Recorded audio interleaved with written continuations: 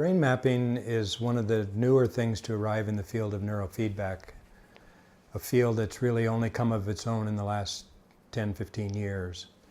And brain mapping specifically is a technique where we put a non-invasive cap on the person's head and monitor 19 different channels of the brain and its activity. And we look at what areas are speaking to each other, what areas of the brain. Is the left hemisphere speaking to the right hemisphere? Are they communicating from the lower brain to the upper brain? And comparing that to a normative sample of over 2,000 people so that we can see exactly how is this person's brain map compared to other people's brain maps.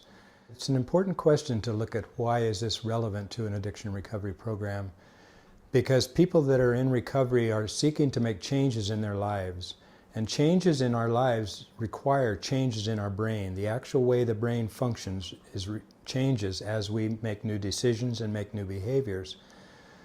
And so what we're looking at here is to see what kind of changes would happen if a person were to meditate every day, to go on an intention walk every day, which our people do, to attend group 3 times a week, and what parts of the brain that were active in their addiction begin to subside and which other new areas begin to grow.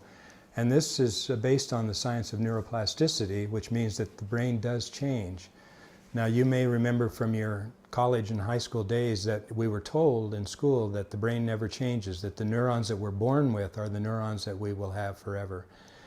The last 15, 20 years research has proven that that's totally not true at all, that we are always creating new neurons and neural pathways in our brain. Plasticity means change. Neuroplasticity means a change in brain function and brain anatomy. And what we're seeing is that when people go through our program here at the sanctuary at Sedona, they find that they do in fact experience changes in the brain itself. And here at the sanctuary, we're mapping everybody on the first or second day when they come in for the program, and then on the 30th day when they leave. And we're doing a comparison, a pre and post comparison, and see what kinds of changes have indeed happened in their brain as a result of the treatment program that we do here at the sanctuary. And we're finding some pretty interesting results. For instance, we're finding that the techniques that we use here at the sanctuary, such as meditation, diet, activities, therapies, cause changes in the actual brain itself, in the way the brain waves move across the brain and the way that the areas respond to each other.